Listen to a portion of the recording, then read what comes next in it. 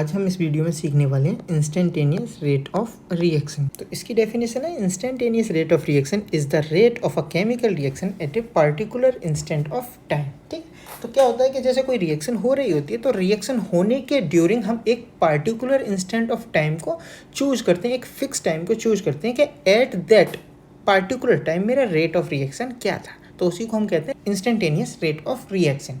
ठीक है, अब हम रेट के बारे में ऑलरेडी पढ़ चुके हैं, जो कि हमारा होता है कि चेंज इन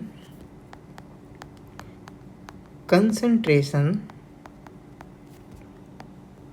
ओवर टाइम। ठीक है, अब इंस्टेंटेनियस रेट ऑफ रिएक्शन को हम अच्छे से समझने के लिए क्या करते हैं, एक ग्राफ की हेल्प लेते हैं।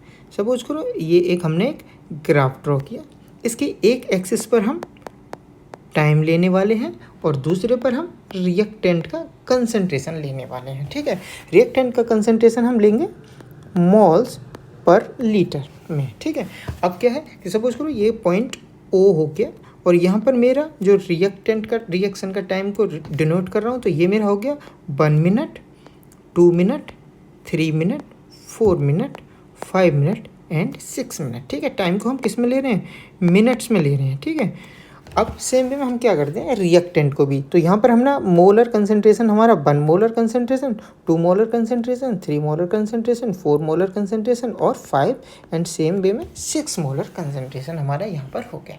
अब जब हमारी रिएक्शन होती है तो हम देखते हैं जो हमारा रिएक्टेंट होता है उसका कंसंट्रेशन टाइम के साथ क्या होता है, डिक्रीज होता है। तो इस डिक्रीज को हम कुछ इस तरीके से डिनोट कर सकते हैं।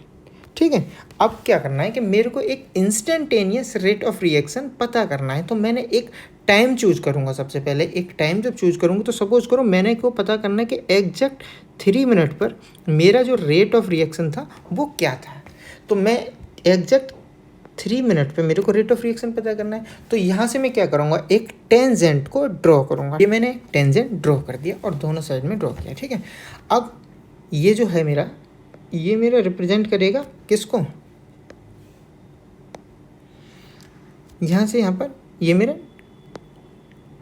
चेंज इन टाइम को रिप्रेजेंट कर रहा है और ये मेरा यहाँ से यहाँ तक चेंज इन कंसंट्रेशन को डिनोट कर रहा है, उसको मैंने एक्सेस कर लिया। अच्छा, जिस जगह पे मैंने पॉइंट टेंजेंट ड्रॉ किया इस पॉइंट को मैंने पी मान लिया है। ठीक है, अब क्या होगा कि मेरे को पता है कंसंट्रेशन में चेंज मेरा ये डोनेट कर रहा है और टाइम में चेंज को मेरे को ये डोनेट कर रहा है, तो मैं R इज इक्वल टू, अब क्या कर सकते हैं कि R इज इक्वल टू क्या हो जाएगा, सपोज करो ये अगर O है और इस पॉइंट को मैंने मान लिया क्या Y और इस पॉइंट को मान लिया मैंने Z।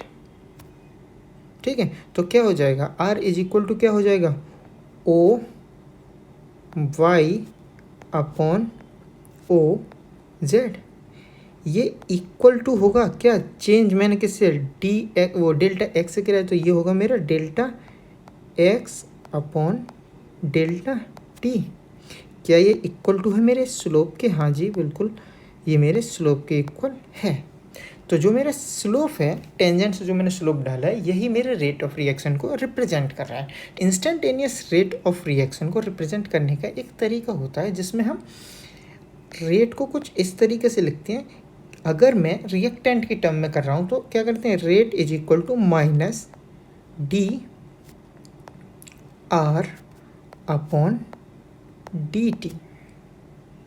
अब इसके करस्पॉन्डिंग जो भी मेरी रीडिंग्स हैं मैं उन रीडिंग्स को पिक कर लूँगा। तो जो मेरी डेल्टा एक्स की वैल्यू है वो क्या है, मैं एक्सिस पे देखूँ तो डेल्टा एक्स की जो वैल्यू है वो मेरी है 4.5 मोल पर लीटर और जो मेरा टाइम है उसकी वैल्यू क्या है, उसकी है 5.5 मिनट्स। ठीक है, अगर मेरे को इसको कन्वर्ट करना है सेकंड में 60 से कर दो इसको मल्टीप्लाई। ठीक है, तो अब जो फाइनल जो भी आएगी वैल्यू, तो ये जो वैल्यू आ रही है ये आ रही है मेरी 0.013 मोल पर लीटर सेकंड इनवर्स। तो ये मेरा इंस्टेंटेनियस रेट ऑफ रिएक्शन को कैलकुलेट करने का तरीका है।